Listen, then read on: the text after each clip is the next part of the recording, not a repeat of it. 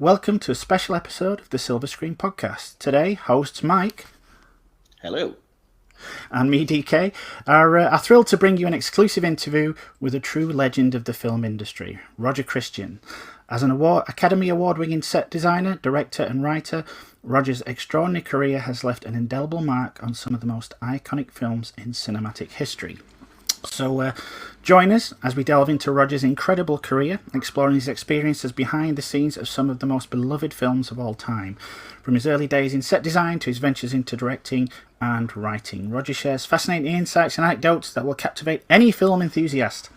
So without further ado, we'll dive straight into our questions. I hope that's okay with you, Roger. Yep. Hello, that's everybody. Great. It's we'll start with a basic one. It is pretty corny, but where did this journey begin for you? I mean, did your career path happen naturally based on circumstance, or was there an aha moment, as it were, in your formative years where you thought, "Yeah, showbiz, that's what I want to do"? No, I was born in Reading, which is the capital of Berkshire in England, and didn't even have a theatre. I mean, there was zero culture. There was a prison where they put Stacy Keach and Oscar Wilde. Biscuits, the famous biscuit factory, and a bulb factory, and that was it. We were famous for it. So I knew nobody. My father was insistent I be a priest, a doctor, or an architect. And kind of serendipitous, if you like, the hero's journey began, because I hated school. I don't know, it's probably changed for you guys, but we got hit every day. We got chalkboard wiper cleaners thrown at us. We were with teachers who hated children. And the only teacher who helped me and responded to and was a friend was the art teacher. So I managed to escape. I took 2 O-levels, escaped into a technical school, which is an art school. I got 6 other O-levels in a year there because I was treated like a human. And then that led into a Maidenhead School of Art. And one day my mate bought a Mark 7 Jag for about £50, and they were beautiful. No one wanted them. And we drove to London like kings in this car with 2 girlfriends to see Dr. Zhivago in the Odeon, Leicester Square, and I literally had an out-of-body experience. I mean, I left my body literally in the cinema. I was so blown away by what I'd seen for the first time. I'd been to Saturday morning cinema and I watched children's stuff, but this... we also went to see A Man and a Woman by Claude Lelouch and had a huge row afterwards with me and my mates saying this is new art. It's because it was filmed like TV commercials, but it was just glorious jazz music and images. And I kind of went away and said, wow, I think I've got to do this.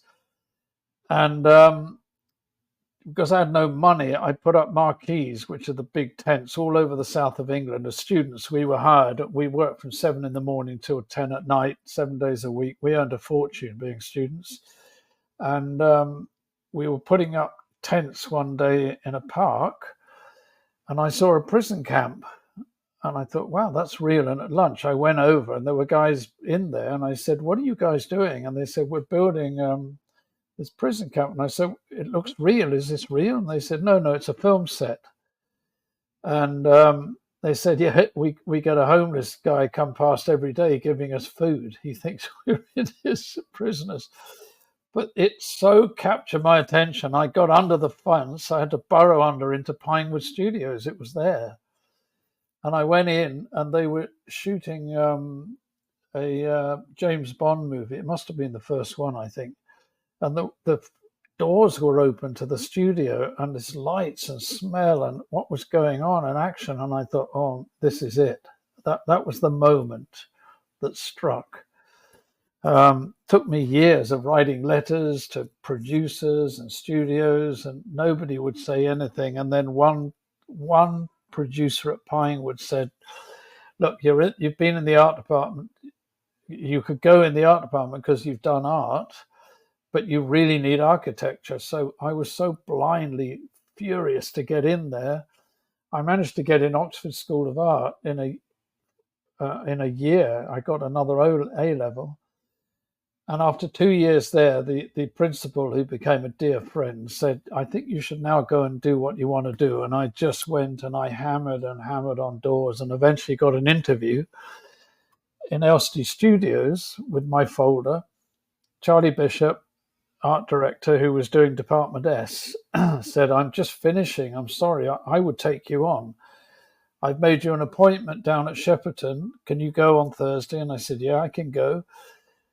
I went there, and the appointment was with John Box, who designed Dr. Zhivago and Lawrence of Arabia, and he was just starting Oliver. And he looked at my folder, closed it up, said, listen, Roger, let me tell you about the film industry.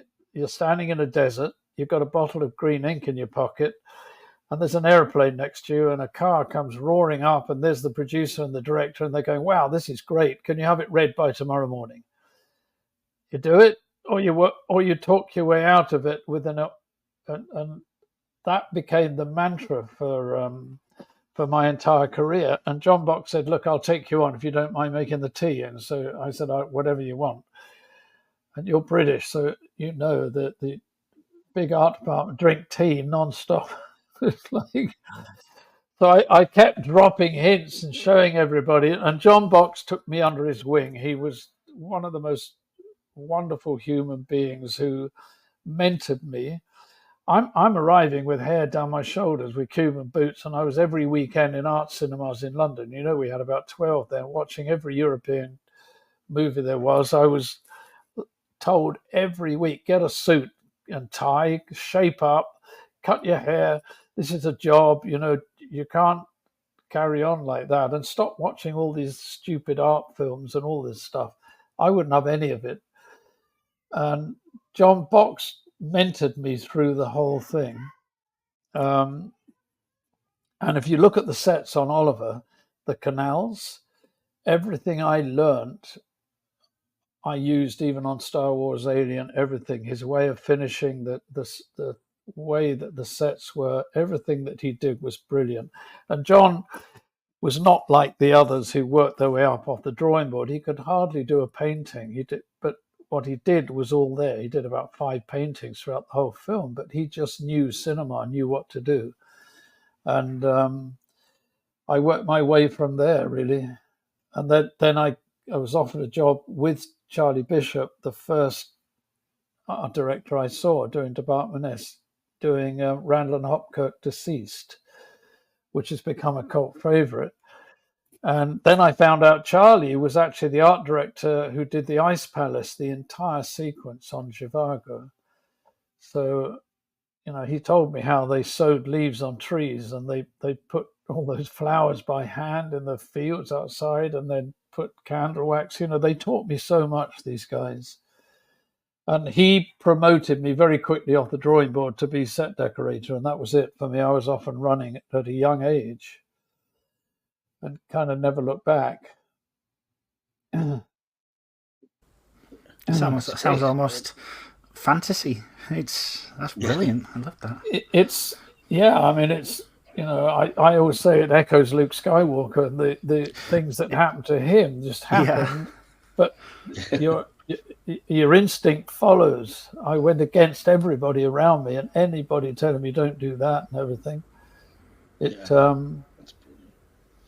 And in fact, that how I got the first interview was I was so broke. I was living at home. I had no money. I sold the last car that I had. I had to hitch home, and a guy picked me up who was an architect, and I was telling him my sob story.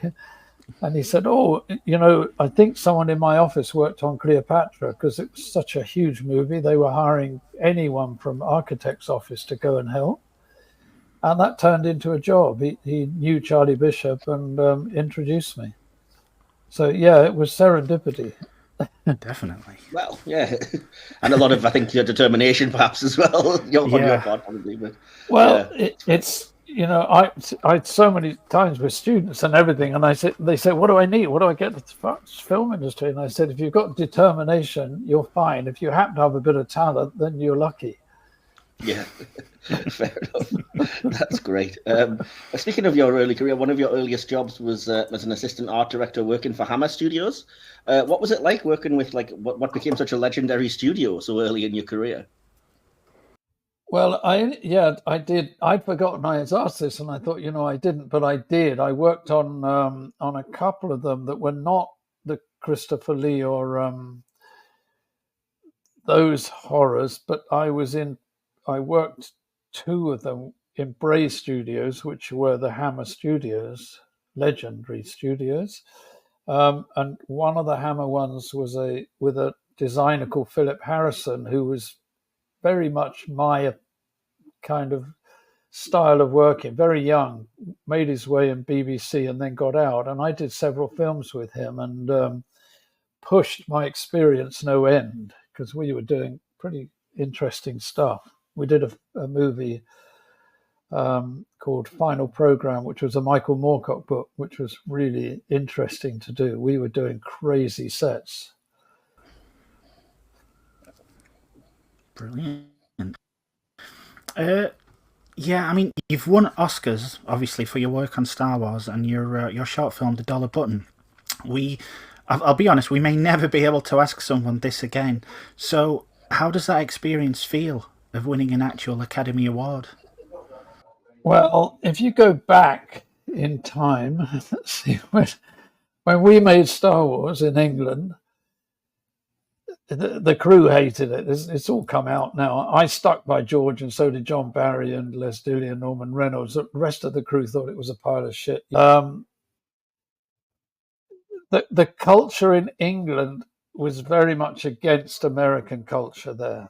They thought Americans, there was nothing, and at dinner parties, I would also say I was reading science fiction. And I would get the same response. Oh, it's not Shakespeare, is it? It was a real put down all the time. And you have to take all of that into consideration, because if you look at interviews at the time of famous actors who were asked the question, where's your Oscar? Oh, it's holding up the toilet door. That was the only answer you were allowed to give. Otherwise, you were a pretentious TWAT. And we didn't expect it. Science fiction still has not won an Oscar, not actually properly won a science fiction movie. It was never allowed to. There was a huge prejudice against science fiction. So we didn't expect anything going to the Academy Awards. And Les and I were working on Alien, and we kind of left the set exhausted, flew there. And we got it by huge shock. I think we'd had too many drinks because we thought, well, it's never going to happen. And it did. And so I had to pretend it was hidden for many years. And I think Star Wars got 7 or 8 Oscars.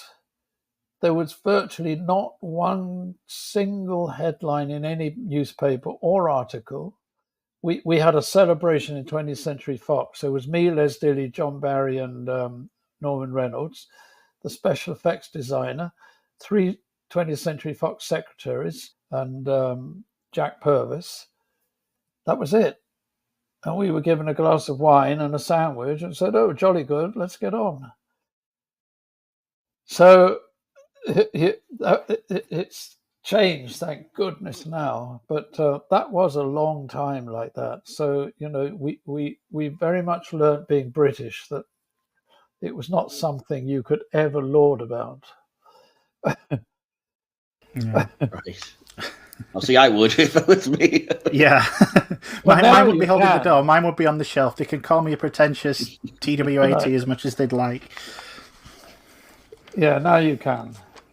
You couldn't before. It's all in perspective on the time, when all these things happened. Awesome. You've written a book about your experiences that sounds fascinating, called Cinema Alchemist, with the brilliant subtitle "How I Built the Lightsaber and Won an Oscar." So, what was that writing process like? And can you tease anything that people can find out if they buy the book? Yeah, what happened was my interview done at the time on Star Wars went missing on the ranch, and David West Reynolds was the original. He wrote the Star Wars dictionary. He wrote all those books, and David was an archaeologist, and it was all by chance. He went to Tunisia on his own money to find out where we filmed, because there were no records kept. Everything was dumped at the end of Star Wars. There was no belief this film would ever even see the light of day. And he'd called the producer of Phantom Menace to ask where the locations were. Nobody knew. So he went on his own and found all the locations, because he used archaeological sourcing. And they invited him to the ranch, and he became the head of literature. So he was digging around and said, and he was writing about my lightsaber and the guns and the weapons and sets. And he said, I couldn't find out who made them. There was nothing about any reference anywhere. So he searched me out at, we had a July picnic always on the ranch to celebrate. It was done on 4th of July. And he came running down to me and started barraging questions at me. And then we became very good friends. He kind of nagged me to write it, because he said, there's no one else existing. And this is legacy. This is history. And I remember everything. I've always kept myself very healthy. And I remember every single detail. And obviously, making a film like that, for me, it was like the best thing that ever happened in my life. And so he persuaded me to do it. And John Rinsler took over from him as the head of literature. And he wrote those Making of Star Wars and Making of all three, Empire and Jedi. There's virtually nothing about me in the Making of Star Wars. And John was the same. He said he started calling me because he realized I had every answer to every question that he ever couldn't find the answer to. So he, the same, said, so I actually had to take off, like, I think almost a year. I had to write everything from memory. And then I got permission from Lucasfilm. They said, that's fine, you go ahead and do it. And I thought nothing had been written at that stage about Alien either. I might as well include it, put it all into one. And I added a whole section on how I made Black Angel, my short film, because John Rinsler had read it and said, this is a masterclass for anyone wanting to make a movie. It's a big science fiction or a big fantasy movie on a big screen for no money. So I wrote it, and John Rinsler, who was a brilliant writer, he agreed to edit the whole film, the whole book for me. And that was done. The publishers don't do anything. Now, it's not just me. None of them do anything unless you're J.K. Rowling. And so it just kind of has been running its course. It's suddenly now, Star Wars has exploded. I'm sure you're seeing this, but the last year and a half, it's exploded across the planet. So now suddenly it's in demand just when they've finished the print run of the hardback. So I mentioned this to them because I'm doing conventions now and Star Wars events, and everybody wants a copy of it. So they said, we're going to now publish the soft cover, which is what they should do. And they're going to update it a little bit. I've written a new forward for it. I think this is going to be a one-time rarity beyond anything, that George is going to write something for me for it, because he won't do it. He's never doing anything like that. But I asked, and they said he will do it for me. So it'll have that. And Guillermo del Toro is going to do me a blurb for it, because he's in the middle of shooting. Otherwise, he'd write something else. So I'll have a couple of keys on it.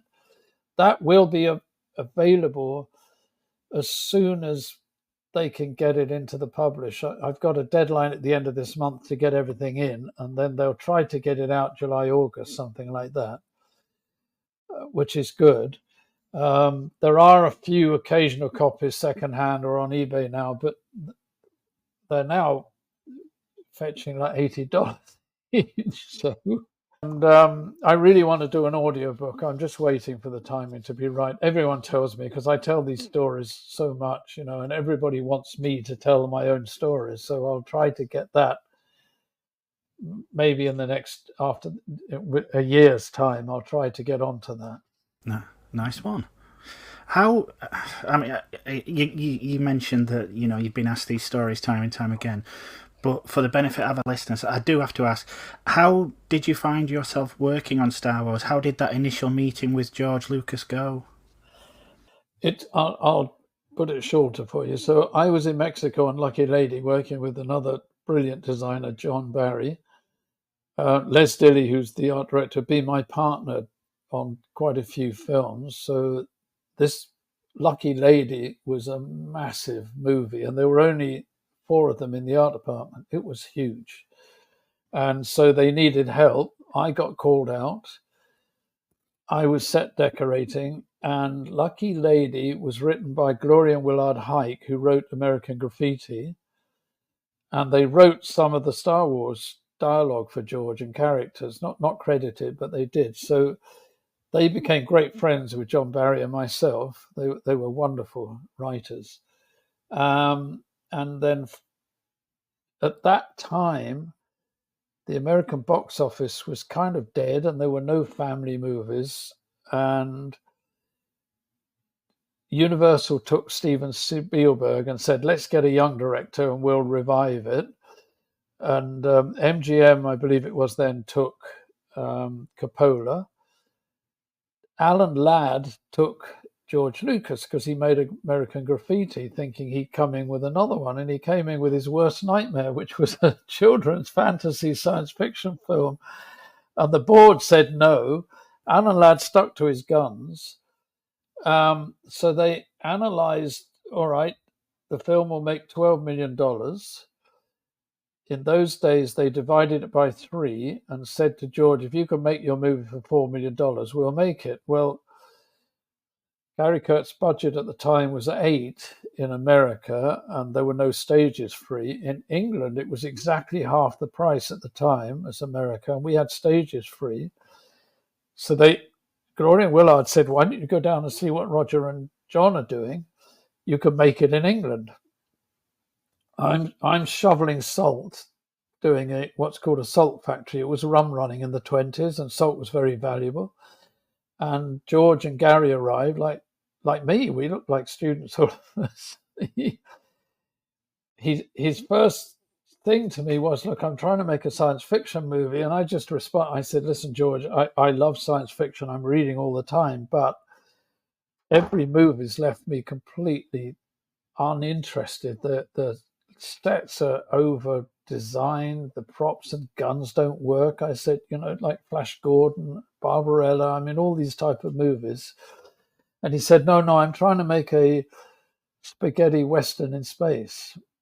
So I said, well, my opinion is that, I would think it's like an old car that the guys kept going and repairing, and it's dripping oil. It's in a garage. See, I didn't know until I got to London in August and I read the script. I exactly described the Millennium Falcon. So John and I were the first people hired on Star Wars. That's how it came about.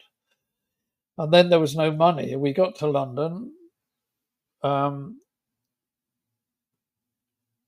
Barry hired a tiny studio called Lee Studios in London, where Ken Russell made his films, a very small little studio. There was just me, Les Dilley, and John Barry, Gary and George, and Robert Watts, the production controller. And I looked at the script and did my usual breakdown and said, well, I can't do this. It's not possible. I think our entire budget for the art department was $600,000, which my set decorating budget was $200,000, I think. And I looked at what we had to do, but me being me, and having gone through a lot of independent films and stuff, I just said, you know what, I'm going to do this. I love this script. I love this. And I really like George. We became friends. I'm going to make this work. I'm going to find ways to do it. And I'm jumping into the story, but we read the script we looked at the two lead characters who tell the stories, C-3PO. We knew we could make him because in 1927 they made Maria in Metropolis. She could only walk 3 steps, but we knew now we could make that work. R2-D2, and we had 6 paintings from Ralph McQuarrie, and we'd measured out R2-D2 exactly at 4 feet. So there was very primitive radio control at the time. It really didn't work very well. So we thought, well, if they made Daleks work, you wouldn't have gone through this, but when I was young, I was scared stiff by Daleks. And they had a toilet plunger for a gun on the front. That was a toilet plunger. So we thought, you know what? And they have people inside moving them around. We thought, right, that's it. We'll build one. Well, then Robert Watts said, well, I have no money. You can't buy wood. You can't do anything. I hired Bill Harmon, who made all the props and some of the sets for Monty Python. So, as you know, they had no money. I mean, they couldn't even afford horses. So, Unholy Grail, no, they used coconuts. That's because they couldn't afford horses. So Bill had some wood at home in the garage, so he brought it in, and we made the tube for Kenny to fit in, because we then found Kenny Baker and built it round him. And Bill, he's kept saying to me, Roger, I can't do the top. I went to the scrapyard for the lighting company and found a top, and I measured it was exactly right, and we bought that for 10 shillings. Bill hollowed it out. We stuck that on the top. I got some bits of old army stuff that I got from a trading post where they loaned me, and there was the nozzle, the lighting nozzle. I stuck that in because it didn't look much, but I thought, let's try to make it look a bit better for George to see. I stuck those in. They're still there, the same lighting nozzles. The little arm, they have little arms on the front. Bill, again, he said, I can't do that, Roger. He sent me home with a penknife and a piece of wood, and I carved it at night at home. This gives you an illustration of how Star Wars was made. And we got Kenny inside, and he couldn't do anything. It wouldn't move. We got his boots in, and they stapled them in the bottom of the legs on R2-D2, and he still couldn't move it. And by sheer chance, amongst the junk I'd managed to get, there was a fighter pilot's harness. And so Bill stapled that inside, and then Kenny could wear R2-D2 like a rucksack, and it took the weight. And with George and Gary watching, he literally took 3 steps and then crashed over. But I tell this story because it's probably the most auspicious moment on Star Wars, because we then knew that George could make his movie, because without that we couldn't. There's no CGI for the modern audience. Nothing existed at that time. That's how we started. Crikey. I mean, you've mentioned that, wanted to do a kind of spaghetti western.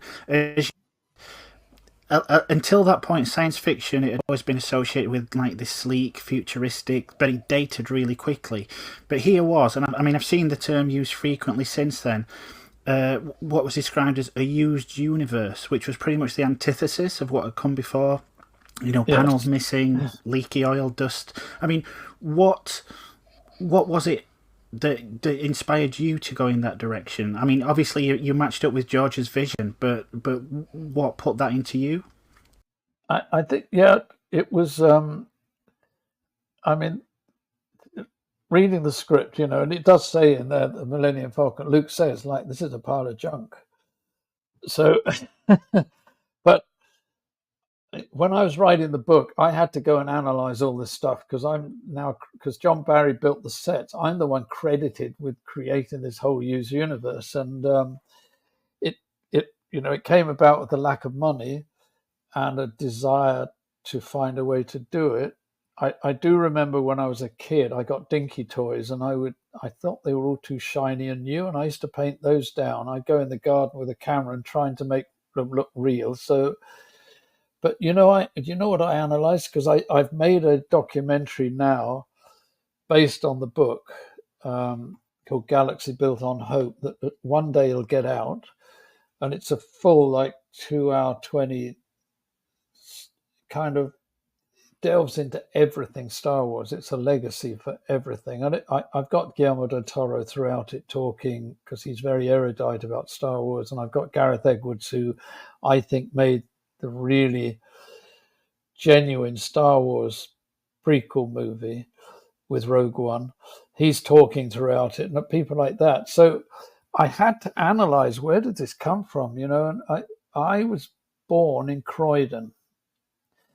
Now, Croydon, I can only mention this now because Croydon was always a joke. We never were allowed to say we're from Croydon, because it was like, it was, I don't know, it was never regarded as anything that had any culture, nothing. And my father, even on my passport, it says Shirley, which is a small area inside Croydon.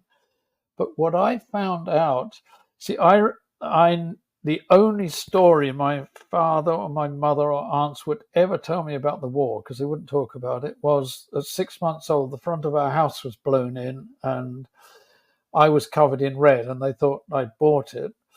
And it turned out it was a bottle of ketchup exploded. And I dug into this, and I found through the Croydon History Museum the school that was behind our house that was hit by a flying bomb. And then I found out that the British Secret Service had fooled the Nazis, who had these flying bombs, and they'd fill them with enough petrol, I won't say gas, petrol, that would run out right over the centre of London. They fooled them, and they measurements were in fact over Croydon. So we got about 170 of these flying bombs dropping. So I think somewhere in my subconscious, because I've looked at the photographs of everywhere, and I wouldn't remember it, but everywhere was broken London. You've seen what the war footage was like. So I think I grew up with that. And I have to say, one of my favorite graphic novel artists was Bilal. And if you ever see, he did a woman trap. The whole thing is destroyed London. It just appealed to me somehow. So I think there's more to this story than meets the eye. And what triggered it all off, I have to say, were weapons that I was really almost embarrassed in the audience about bleepy plastic weapons that beeped and didn't do anything. So I thought, you know what, I can't afford them. I'd gone to Baptist, which is, they were friends of mine, and they were the only place to rent weapons. They could arm an entire World War II or a Gandhi, whatever. They had huge supplies.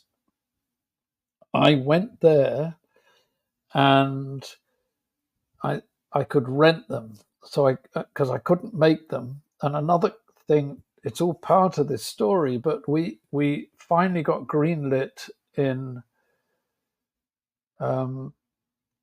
December the 26th, and we were in EMI on January the 6th, and we were shooting in March. So I don't know if you can imagine, we didn't sleep. I mean, trying to get this film up and ready.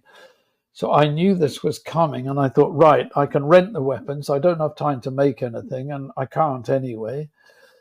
So to me, the Sterling submachine gun, that's what I started with, is a sci-fi weapon. I just love them. So they gave me one. I stuck this T-strip. I got a buyer to get me some T-strip. And then digging around there, I thought, what can I change? And I found these, they were telescopic sights, boxes of them they had. So I was taking those, sticking them on the top. And I took off the big, they had a bullet casing, which was automatic, but they also had a little singular one, Baptist. So I stuck that on.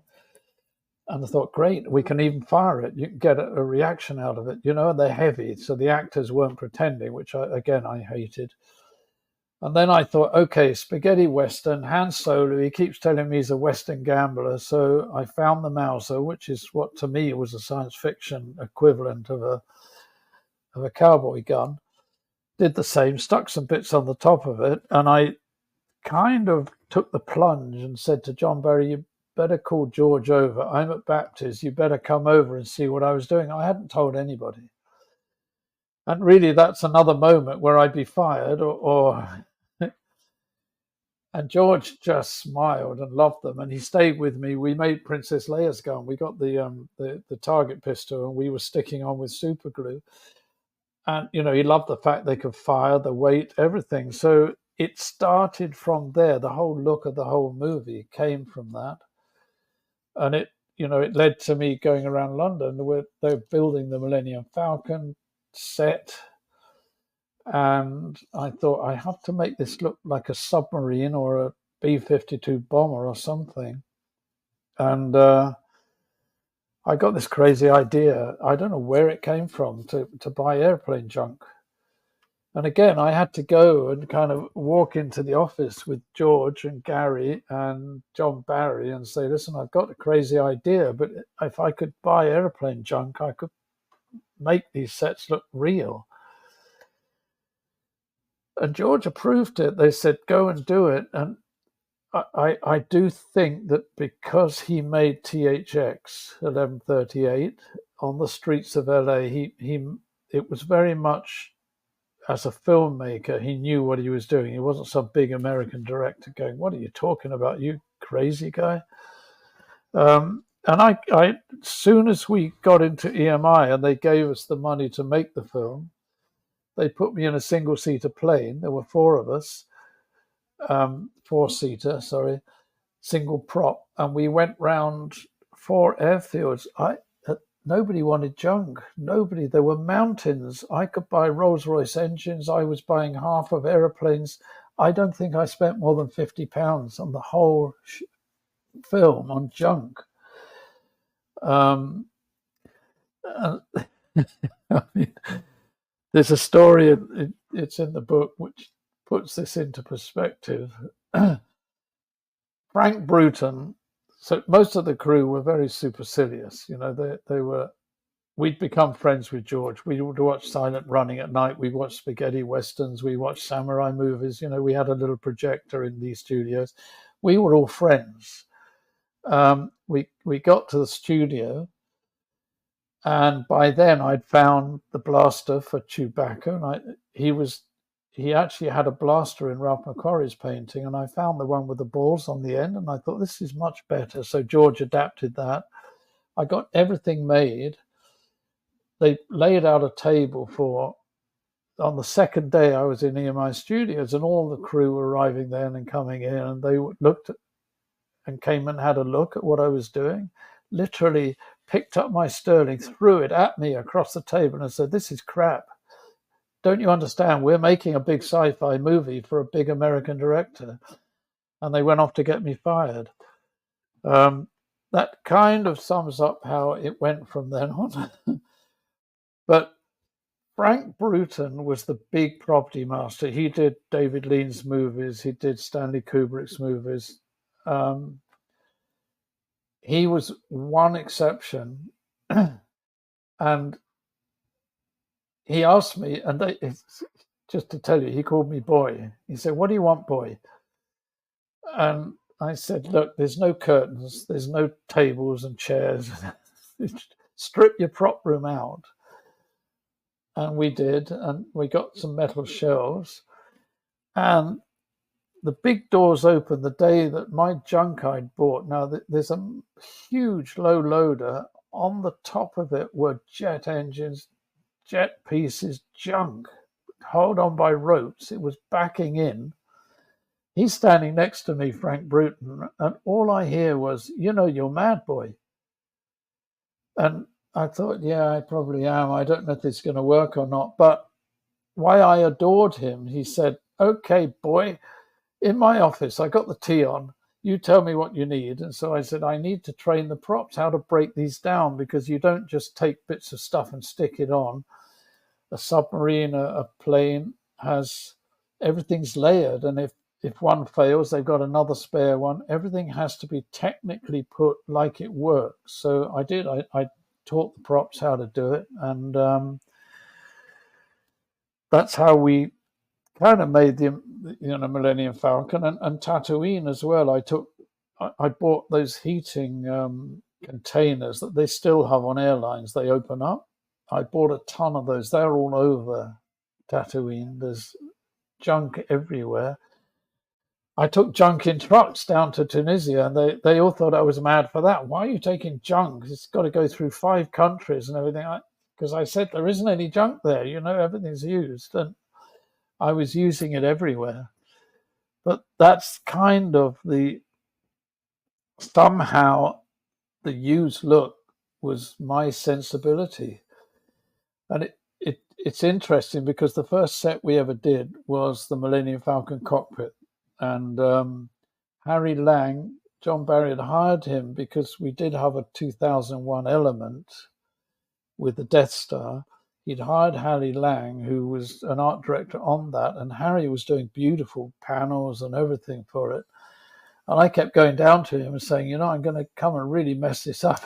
He used to look at me like, who is this boy? He's telling me that.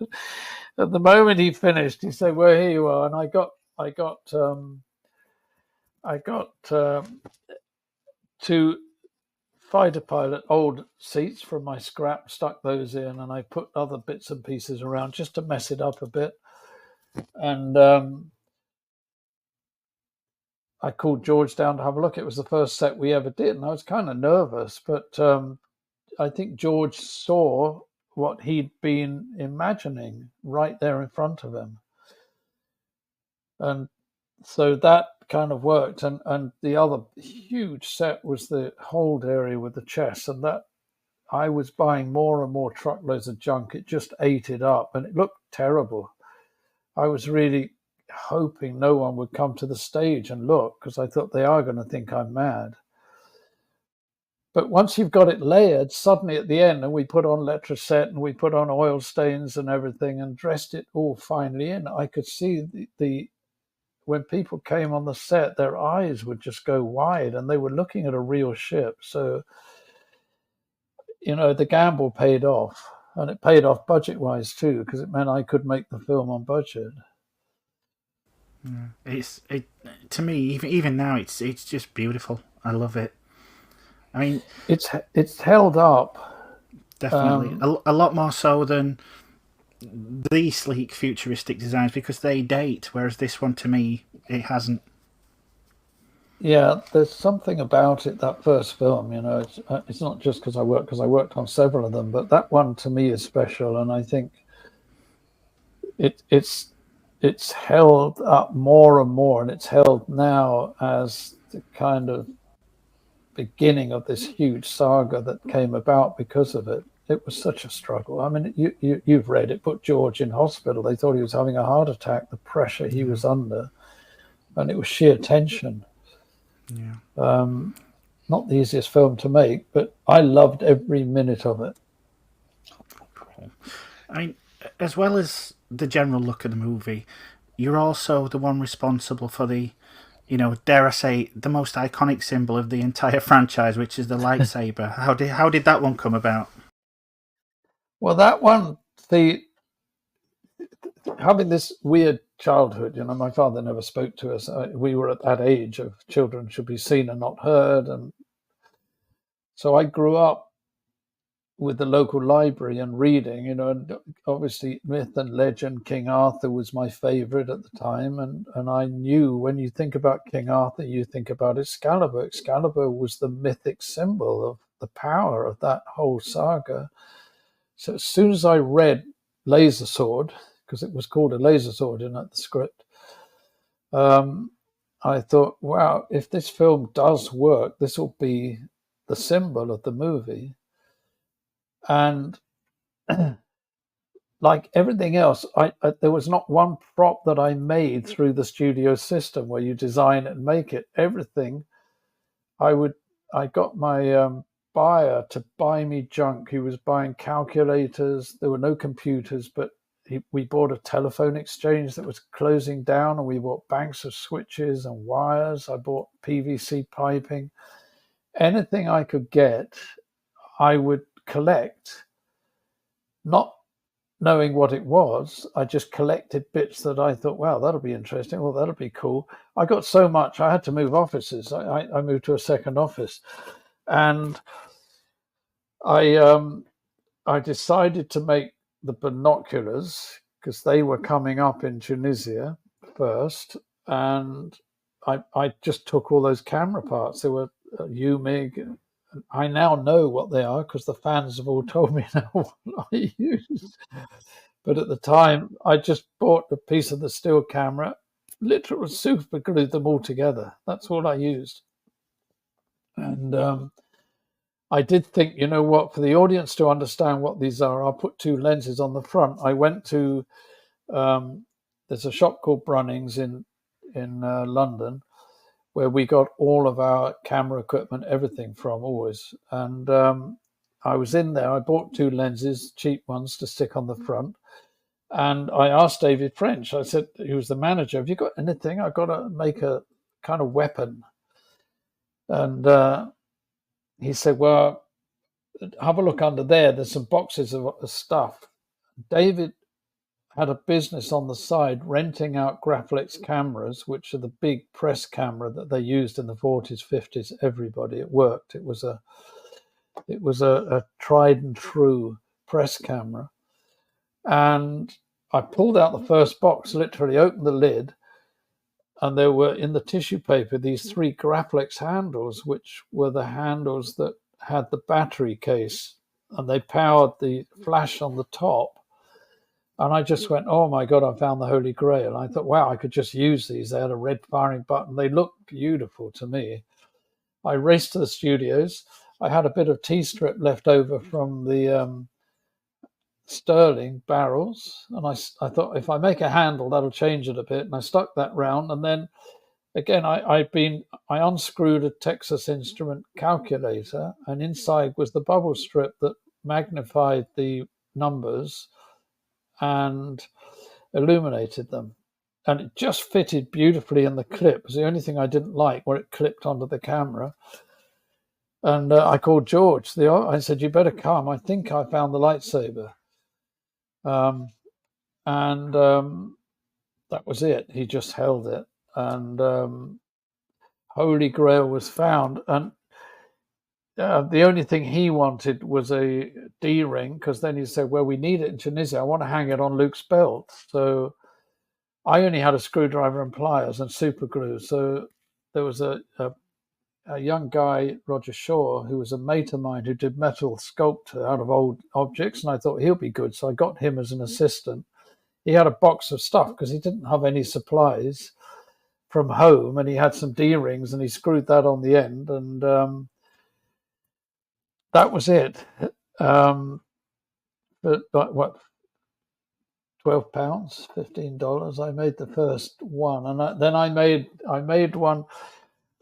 During that time, we had every morning we would meet in my office at 7:00, because during the day I often wouldn't see John or Les or Norman. We were so consumed trying to get this ready for shooting. So we would meet in my office, principally because I had a tiny fridge. I had some milk, I had tea bags, and I had McVitie's chocolate biscuits, which the film industry runs on. And they would get through packets of them in the morning. It was like energy. So during one of these early morning kind of rambles, we were talking about what we were doing, and this whole thing about the blade came up. And I said, well, listen, John, I did front projection painted objects when we were doing some kind of art installations, and it picked up a shine, a glow. So then they said, okay, you do that. So I I built a second handle. I took it to the special effects, John Steers. He drilled it out, got these long, thin sticks, and we painted it with front projection paint. And then he did something clever. Instead of it just turning with the motor, he tiny bit off center, and it vibrated. The DP immediately said, "You can't do that. You'll spoil my lighting on my set. I'm not having that." And George just looked at him and said, "Roger, do it." And it worked. And obviously George could rotoscope. That was all you could do in those days. Each frame was done, improved it. But that's how that came about, literally. And I was just writing about this now for this forward of this book, and now in the last year and a half, everybody can buy now working lightsabers with incredible blades that you can fight with because they're polycarbonate. The blades are working with all different designs. The sounds are there, everything. I mean, we could only dream of this, but now every kid and adult on the planet is now buying lightsabers. In the last year and a half, I've become the father of the lightsaber. I'm the creator of this used universe. So I thought, okay, well, I've kind of kept quiet about it all these years, but I think now I want to get the book out properly and people to read it, because it's not a book about, it details everything we did, every story, how the struggles, everything. But the last line in my book says, "Don't let anyone tell you can't, you can." And it's my way of telling everyone, it doesn't matter what you're doing. If you're in accountancy, as long as that's what your DNA is telling you, what you found is your path, then do it. Don't listen to anybody else. And it's more of a mentorship, really, in its way, because I think I had to go through it. I had to find my way, and kids now, they're huge Hollywood blockbusting movies. Well, it started with this ragtag group of us with no money, no enthusiasm around us, a lot of negativity, and somehow we got it done. And I think it shows on the screen. There's a somehow an organic kind of rawness to the film, which is what Sergio Leone did. To me, those cheap spaghetti westerns shot in Spain are much more real to me than big Hollywood westerns. Yeah. I mean, you've kind of touched on a lot of the stuff that you did already, but safe to say, lightsabers, R2-D2, and the whole used universe, the Millennium Falcon. Your hands have touched a lot of the Star Wars universe. Is there any one part of it that you're most proud of, and that you sometimes would look back when the film's on or whatever and just think, "Yeah, I made that. I did that," I think, yeah. I mean, to be honest, it's making it. There's a YouTube. There's a YouTube discussion between Christopher Nolan and George Lucas about filmmaking. And George never speaks much, as you know. There's not much. And during that, he turns to Christopher at one point. He said, there were only 5 people actually stayed with me on Star Wars by my side. And that was the art department. I was one of those. And he's told me to my face and other people that I was one of the few. So in the real answer to your question is Star Wars. I got it made when nobody else could, and with John Barry, everyone else turned it down. They said it's not possible to do it. I do love. Well, the lightsaber is my favorite. I can't deny it. I mean, that's what I love. I do like the little comlink, which is a mysterious missing prop from Star Wars. I have seen the original. I know where it is, but I'm not allowed to say where it is. But that one, see, that came about. I hadn't tackled it because it was later in the script. And I was with John Barry, and he was designing parts of stuff for the cantina, doing something. And I'd taken him some plumbing pieces, the U-bends that go under sinks. And I was showing him these, and I happened to be undoing the thing at the time, and the phone rang, and then he said, yes, okay, Roger, they need a comlink on stage. George wants it right now. And as he said it, the little filter dropped into my hand, and I went, oh, there it is. And I stuck something around it, took it down to George, and he said, smiled, and it went straight into the stormtrooper's hand. So that's my favourite story, I think. You talk about the magic. Yeah, absolutely. So I mean, we've mentioned obviously your work on Star Wars, but I have to say, much as I'm a fan of Star Wars, I'm actually a huge fan of Alien as well, particularly that original one, and the way that really did sort of feel like truckers in space. It was, like you said, instead of that cool, flashy, Starship Enterprise look, it felt Yes. like it was a working environment. So basically, how did you come to work for Ridley Scott on Alien? Was he aware of your Star Wars work, or was there an existing relationship there? I directed art directed commercials for Ridley and Tony. I knew very well, so we already kind of friends. And I was on Life of Brian when he hired Michael Seymour and a set decorator to do Alien, and they were started building the rough parts of the set. I was on Life of Brian, and we were about 2 or 3 weeks from driving down to Tunisia to start. And Lord Delfont read the script, who was funding it, and called it blasphemous and cancelled it on the spot. I was with the producer, John Goldstone, in the office in Soho, and an hour later the phone rang and they said, "It's Ridley for you," because there were no cell phones in those days.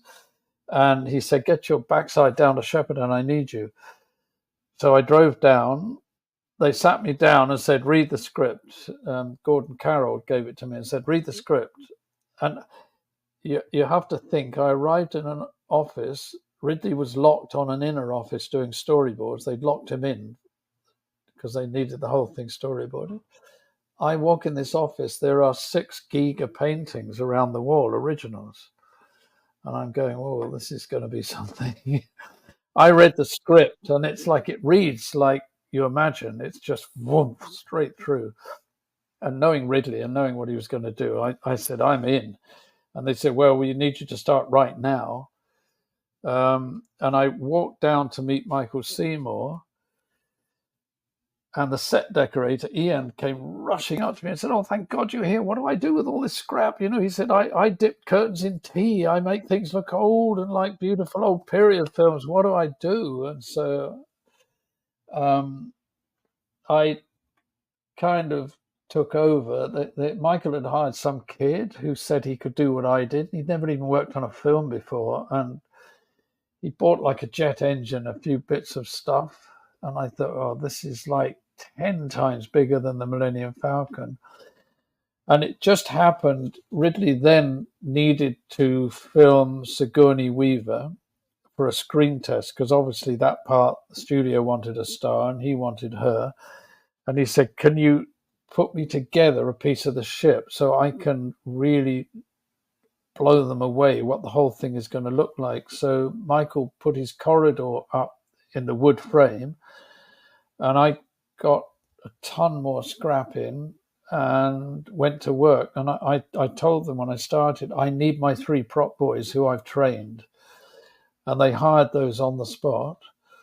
And we got to work and stuck in tubing. And I got these special effects boys to make up switch panels. And we built a piece of corridor, which was the Alien corridor, basically. The only difference was it had portholes.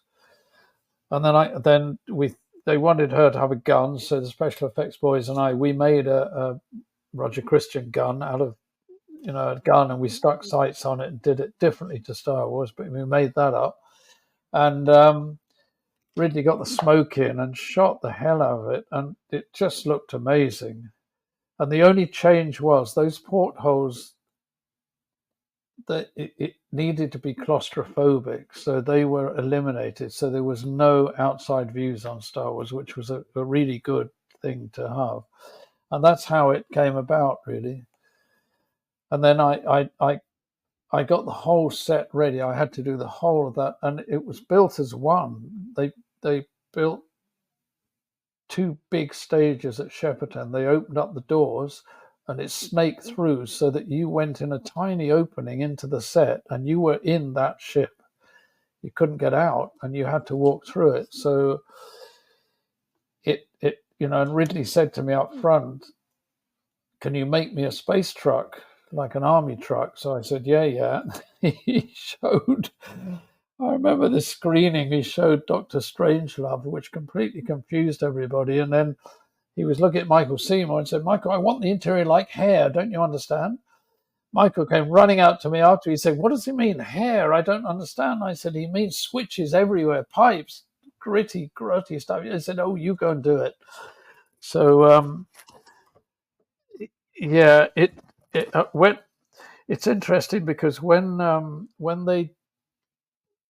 George was digitizing Star Wars for the release of all 6 films, and I was up at the ranch at that point, and he took me down and showed me and said, "Digital shows up everything." So from that first movie, you could see gaffer tape around Darth Vader's neck. You could see gold tape on C-3PO.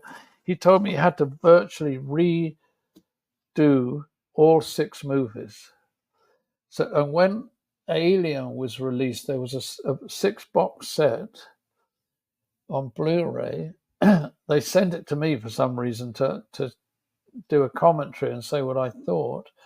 I didn't want to open it for a week because I thought, oh my God, it's all going to show up. I mean, this was built out of crap and airplane junk and everything, but it actually looked still amazing. And I think because of the interior and because Ridley used smoke in the sets, to make a diffusion, it looked amazing. It's a huge relief. Yeah, we got the sets right on Alien, I think. Oh, definitely, yeah. Yeah. I mean, there's some pretty random, bits of household items and things in that set design. Things like, vegetable crates, lamps. What is the weirdest thing that you worked in that nobody may have noticed? There's a notebook, and you can see it when Ash is doing the he's investigating the alien, the face hugger, and there was a notebook he's actually writing in. That came about because Ridley wanted every set ready, because he wanted those open, he wanted to track around the ship and do all of that. I then offered to go standby art director, which nobody wanted that job. You're in the firing line right by the director. I wanted to be a director, and knowing Ridley, I wanted to be right next to him. So I took the job. And that happened while they were doing the bridge, which was the first thing we shot. And then he said, "Oh, we need some form of notebook for one of the actors wanted." And again, these are these things that happen to me. I turn around and the continuity girl used Polaroids in those days, the X70. She fired off a Polaroid and the metal casing dropped out into the bin. And I picked it up and said, "Oh, there it is." I ran to the office. I got some graph paper, stuck it inside. I got a pen that looked metal and took it in, and Ridley went, "Oh yeah, that's it," and then put that in. So that's one of them. I did love the actual tracker, alien tracker, was a radio, and it had a little screen on it that they made, and they made it look like a field radio for the army for some point. And I found that and then stuck pieces on the front and stuck what we call greeblies, stuck bits all over it, and that became the alien tracker. That worked quite well. Yeah. I've read actually a lot about the issues that you faced in the production of Alien, not least by your department. What's the initial feeling like when you find out that the accountants have just taken away a huge chunk of your budget, and does it force you to pivot to other ideas at all? Well, first of all, you see, it was, despite Star Wars' success, and they then thought, well, a science fiction movie could make it, but this was an R-rated. And there was huge fear this was not ever going to find an audience. So it was not long before shooting, they cut 600,000 out of a budget that was only 5 or 6. There is no budget except for the art department. There's no stars in it, nothing. So that was a huge blow. And then, like when they're waking up the crew, the lotus leaf going up, that got cut. And we had a Spanish art director, Les and I had hired, we worked with on Beau Geste, the last final remake of Beau Geste with Marty Feldman. We brought Benjamin over because he was thought like us, he was brilliant. And we put him to work, and the special effects had some pistons left over. They had those cockpit, they were from flight plane cockpits. He had enough of those, and he made that set work out of nothing behind the scenes. And that Fox didn't know we did that, and then we were hiding sets from Peterbilt. We still were doing them, and then that where Michael was clever with Ridley, like that huge, the alien, the big set, which Ridley was saying we need that scale. And he's the pilot who's holding the weapon. That went out, but Fox were persuaded by Ridley was saying if we built half of it, then on a turntable, we could turn it around and shoot the reverses the other way because the background would be the same. We did that to make that work. And there was quite a few things going on behind the scenes that Fox never knew about. Peterbilt was the controller, and he was always coming down, cutting sets, literally. And then we go behind the scenes and say, all right, we'll do it this way. Yeah, I was reading about that. Actually, I was fascinated to learn that, like you said, they'd cut some of these things and you guys just worked on them on the sly, so to speak, to use local vernacular. Did you not get nervous at all that somebody might come and be like, what are you doing that you're not supposed to be working on or anything? No, I think, standing by George, getting it made, the first one, and against all this opposition. And then,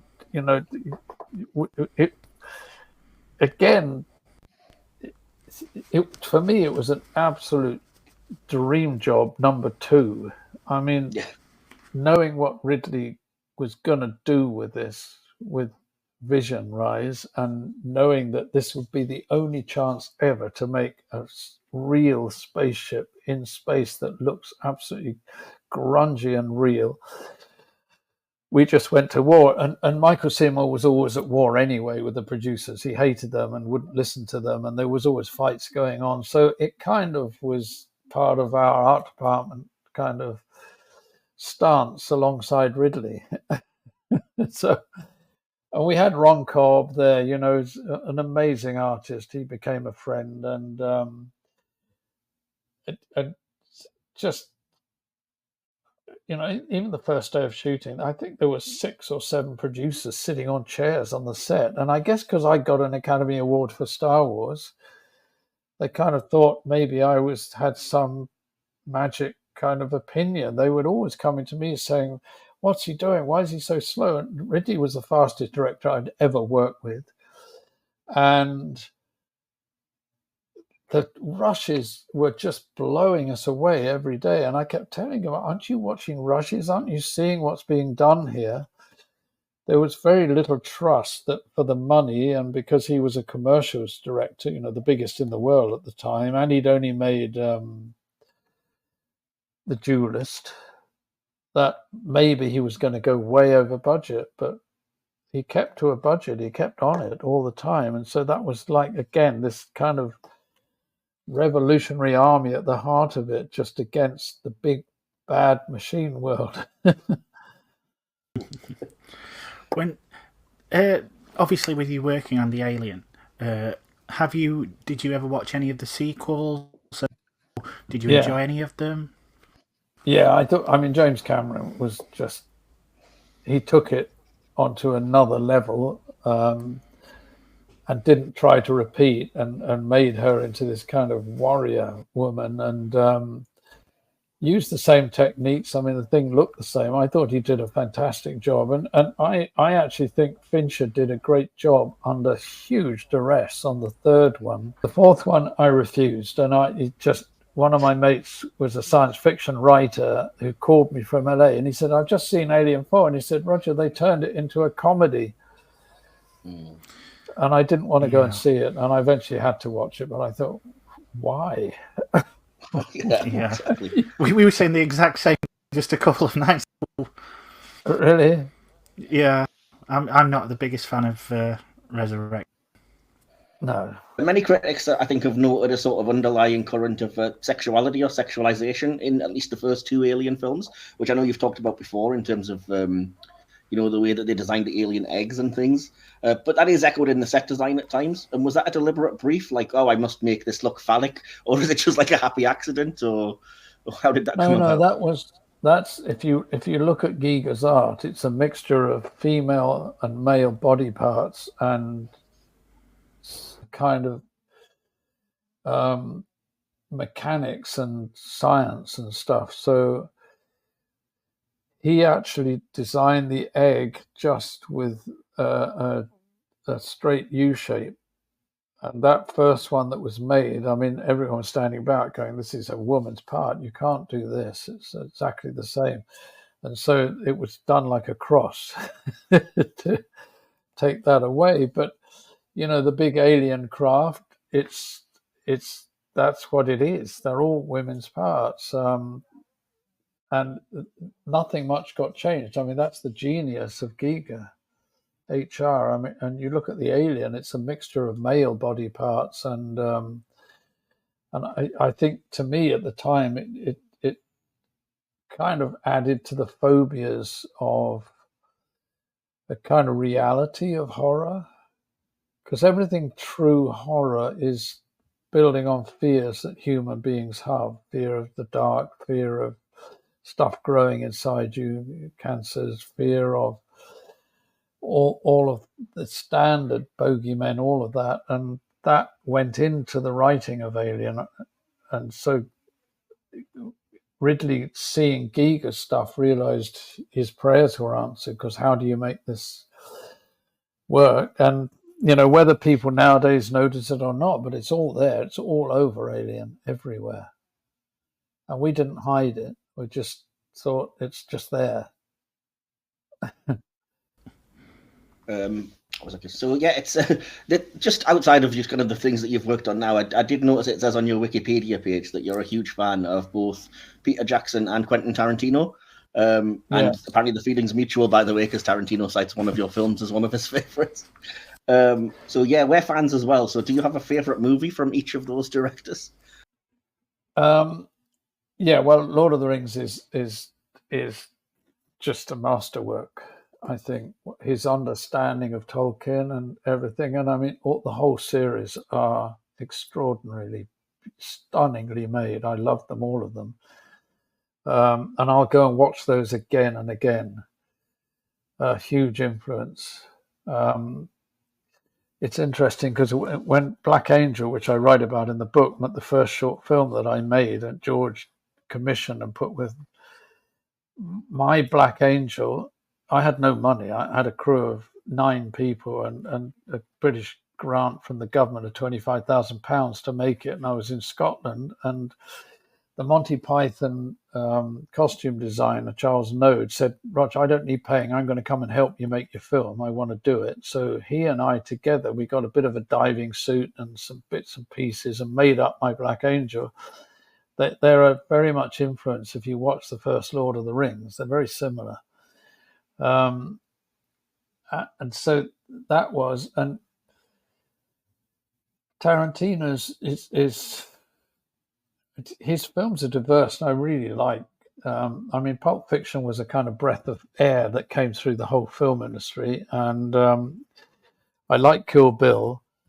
I think it was because of the Japanese element and everything, and I was on a plane with Travolta, on a private plane. They put me, because I'd never met him, and this whole story about him being a huge fan of The Sender, my film. And while we were on the plane, he was acting out scenes from The Sender. I mean, he told me a lot of stories, and then he gave me foolscap pages to read the first chapter of Kill Bill, and say, "What do you think?" And I mean, what do you say? This is going to be amazing. So I really like the Kill Bill series. Nice. Yeah, I'm a big fan as well. Yeah.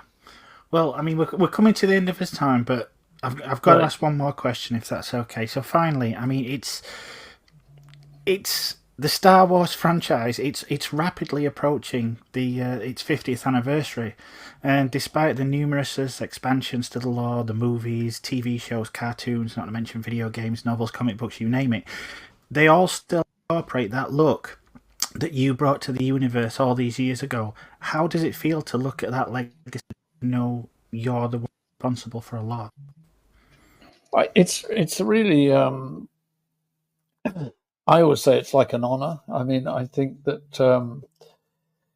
because and I like telling stories. It's like when we built the exterior of the cantina. It was a dusty old square, and we didn't have to do anything. John just added 2 more domes on the top, and we made a door to go in. That was it, right? But right in that set was an olive tree, and it completely ruined the look. So John Barry designed a spaceship, and it was the size of a Boeing 747. And I saw what he'd done. That's where I took scrap for that, basically, down to Tunisia. And the Death Star was made out of, we'd found a machine that could print out like the first kind of almost PVC panels. So the whole Death Star was stapled on wood, the Death Star. They were all floppy, but it worked. I took a load of those panels down, and I got up on a ladder myself with a blowtorch and burnt them. And I got the painters, and we sprayed paint the right sand color, but I added sand in it and sprayed it all down until it looked really so real. No one ever notices that spaceship. They walk past it in and going out. But look what happened now. Even Ray lives in a crashed spaceship. She's buying, selling junk. Every single film from then on had crashed spaceships in them. I couldn't afford a skeleton because John had drawn one behind when C-3PO and R2-D2 land, but it gave a history to that planet visually you didn't have to talk about. I couldn't afford it. And the prop master, Frank Bruton, gave me a torch one day and said, "Go up, boy, into the attic. I've got to clear it out. I need the space." There was a full-size dinosaur skeleton.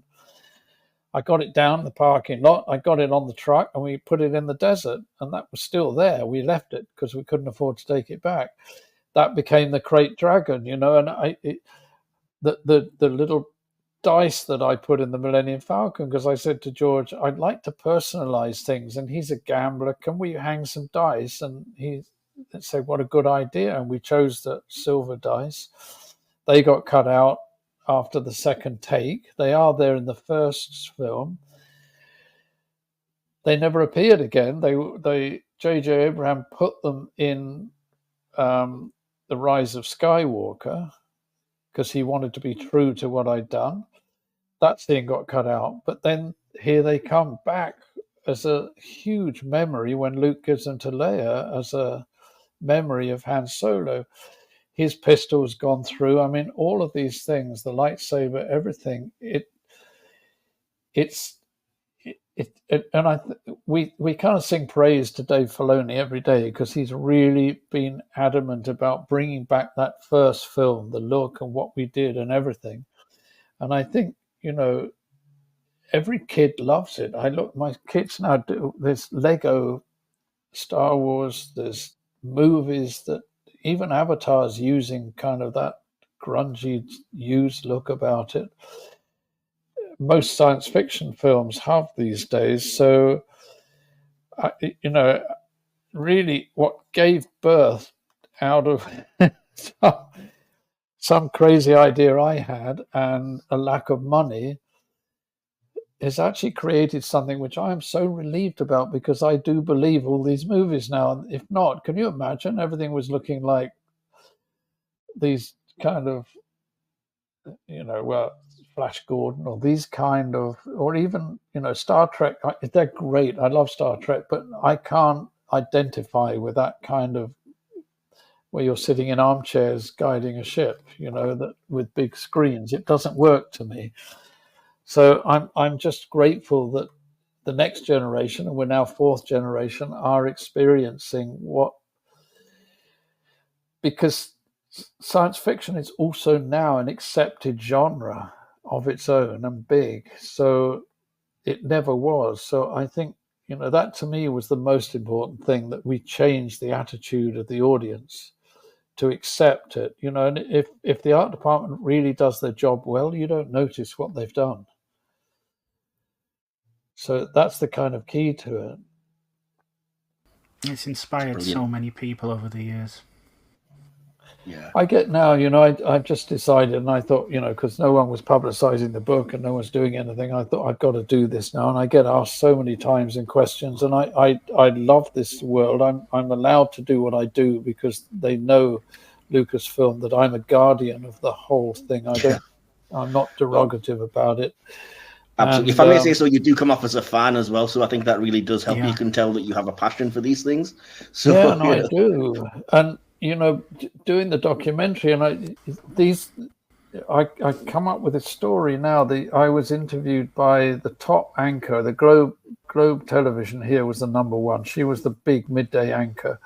I was on with her, and we were talking about this, and she said, I was in the cinema with my 10-year-old son watching Phantom Menace, and she said, I flashed back to my father taking me at 10 to watch Star Wars. Yeah.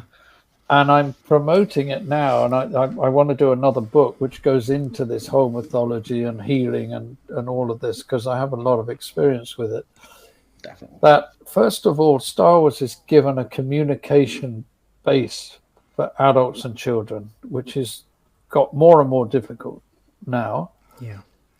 This is very important in our culture. It's given a unifying thing, and I have people coming to me in tears. They see, I have a lightsaber I made exactly as I made the first one, and people are holding it. I get people in tears.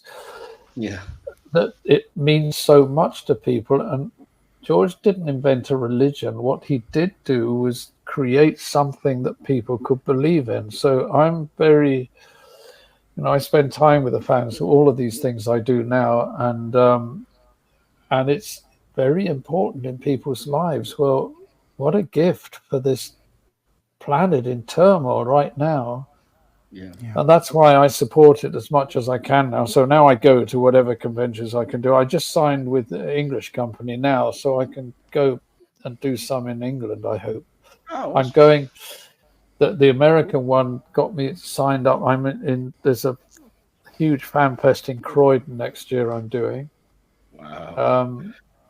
So I'm going to do something fun there, because I'll get the museum to do a little thing as well, because it all ties in with my origins. Yeah. If you ever get invited to the Northeast Comic Con in Newcastle, I'll see you there, because I tend to go every year when that's on. So, really, is it a big one?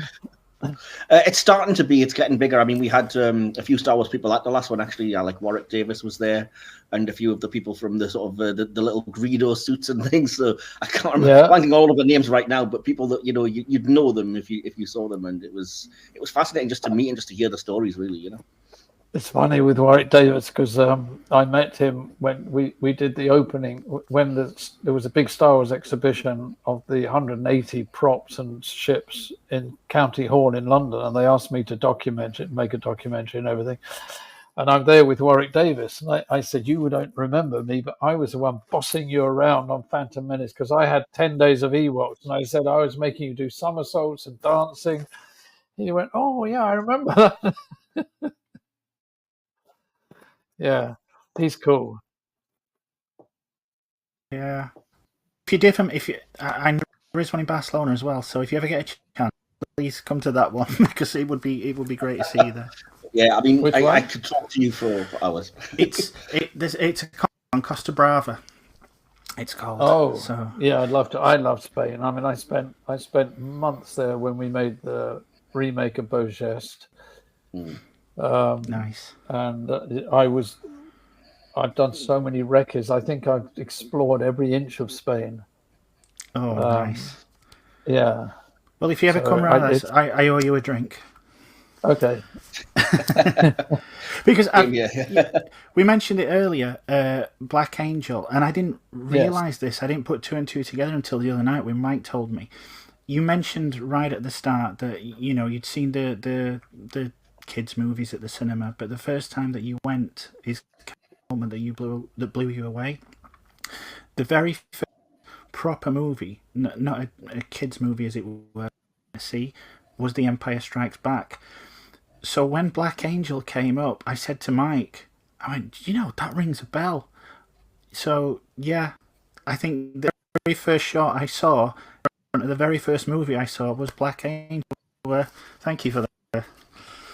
It's one last story that that negative got lost, and the one on the ranch got lost. I had a print; it got thrown. I was making Nostradamus in Romania, and Boss Film went belly up. I was doing commercials for them. That went belly up. They canned mine. It got thrown in the junk.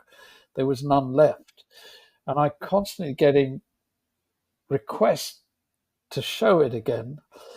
And I kept thinking, you know what? It was made at a time in 79, 80, and it's slow, and it's this, and I was trying to be Kurosawa, and it's made for the subconscious. I mean, all of this stuff, and I thought I better off let people memory.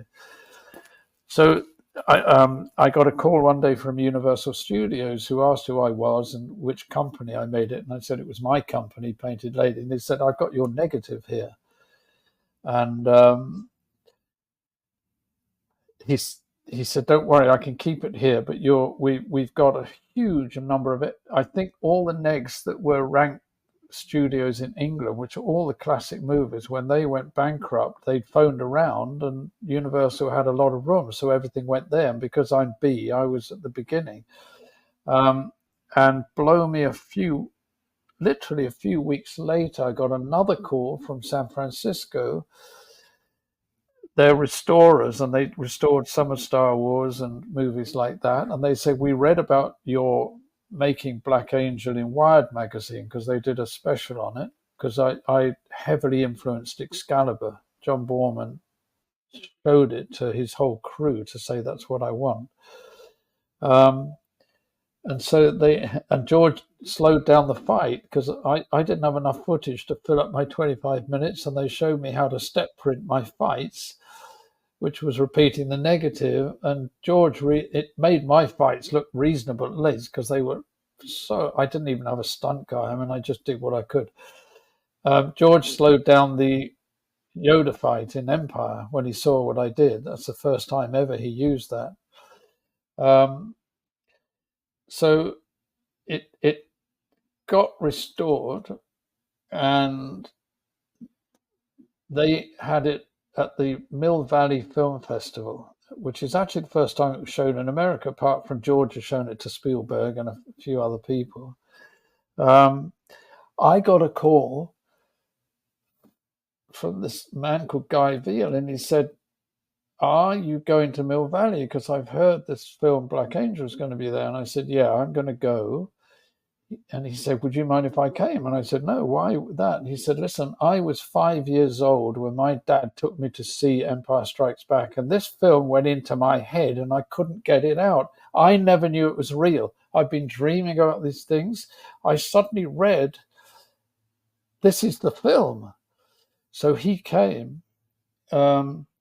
It was interesting because he came and we became huge friends. He's part of the film industry in Glasgow. So he said, I've got an offer. The government are going to, if you'll be willing to drive around with me, 4 cinemas in Scotland would want to show it, because they feel they own me, because I was the first person to ever film like this mystical beauty of Scotland ever. It'd never been done before.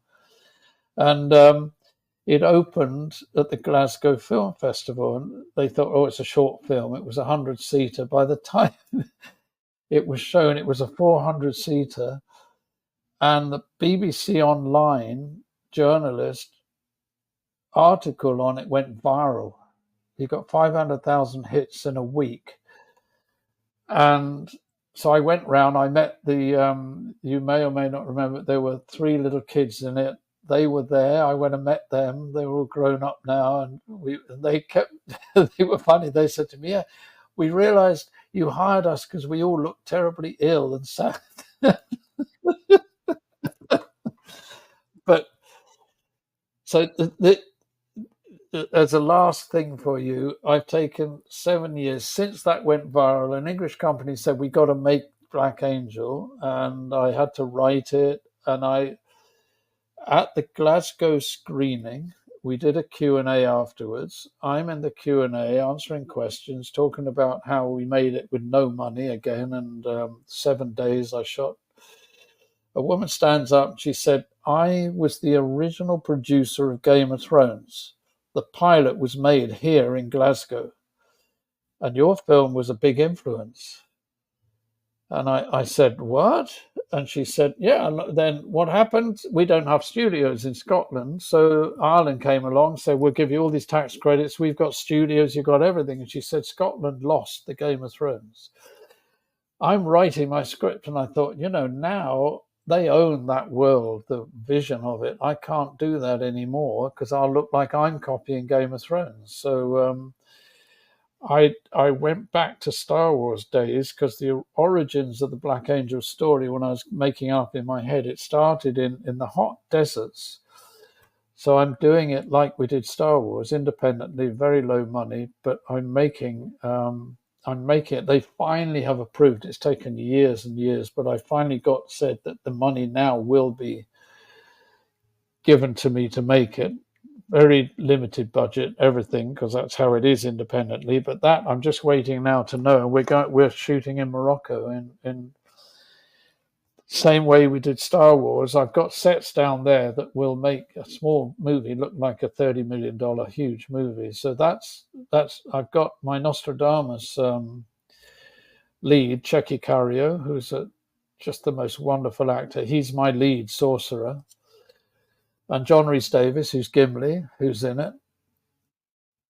He's playing my king, yeah. And we've got Toby Kebbell, who. So I've got a fantastic cast already, and everybody's ready to go now. So I'm just waiting on that final green light to go, and then that hopefully will be shot this year. That's great. I did see that the original short film is up on YouTube with your introduction as well. So I encourage everyone to watch it if you don't mind them watching it that way. No, well, I do apologise and said, please set your clocks back 35 years or something on because of what it is. And that was an old fundraiser that's still there. But we've got almost 1 million hits. It's done pretty well. Yeah, I mean, it's influenced a lot of people that you'd be surprised. Some of the people that have said, they think they saw this thing all those years ago, and it kind of launched something in the brain. So absolutely, just yet another influence, I think. But well, this seems indicative of my career. When I made it, I got slaughtered by the producers of the film industry in Britain. I got told to go back to being an art director, one of them, major producer, everybody. I had a few who supported me. John Borman was a huge support, and Jeremy Thomas, who did The Last Emperor, all of those, he was a massive support. But most were condemning me for making it and making me feel terrible.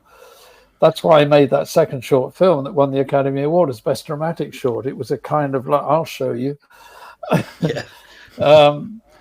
So yeah, it's part of the whole journey, of believing in yourself and just hanging on. And tough as it is, people are so negative about everything, especially nowadays. You can't get away from it. Then it was just hearsay. Now it's on the internet. It's everywhere. Yeah. George went through it horribly. So yeah, it's refreshing to talk to somebody like yourself, though, that's just like a fan of these things, rather than crapping on things. You want things to be better and you want things to be good. So it's been refreshing talking to you, and I've enjoyed this chat, and good. Had a heck of a career. I mean, there's things we haven't even talked about that we could have, but I'm definitely going to be pre-ordering that book if it gets to paperback release, because so much. Yeah, there is a few secondhand. I don't know, Forbidden Planet, they had quite a few copies in London. The Forbidden Planet, they had some there. I don't know if they still have. I'll look around. Yeah. Awesome. Well, thank you so much for your time. I really appreciate Not it. Like all. I said, it's been good to meet you. you. Been an absolute late. Yeah, and if I get to England, you'll know anyway. Yeah, I'll definitely grab you a drink in some pub in Newcastle, maybe. Now, I'm allergic to alcohol, so Oh, okay. be my my elder son, 17. I took him down to Devon where my parents lived, and I said, "Come on, we better go to a pub and you'll have your pint." And he's looking at me. He's got his first pint, and I've got a pot of tea. And I said, "Oh, it's just my luck, isn't it?" I know places that do good tea as well, so that's So it might be tea. no problem. Well, you enjoy the rest of your day, and Okay, Andrew, thank you. Thanks very much. Nice to meet you all. Bye. Bye. Yeah, Bye. You've been listening to the Silver Screen Podcast, hosted by Michael Wilson and DK. Produced and edited by Mike Wilson. Additional material and behind-the-scenes sections by DK. Follow us on social media. Links to all of our social media pages can be found via the Linktree page listed in the episode's description. This podcast is part of the Mike's Podcast Network. You can listen to this and our sister podcasts on all good podcast providers by searching for Silver Screen Podcast or Mike's Podcasts. Don't forget to like, subscribe, and share far and wide. Thank you for joining us. Come back next time for more movie magic, and hopefully this can be the beginning of a beautiful friendship. Cut!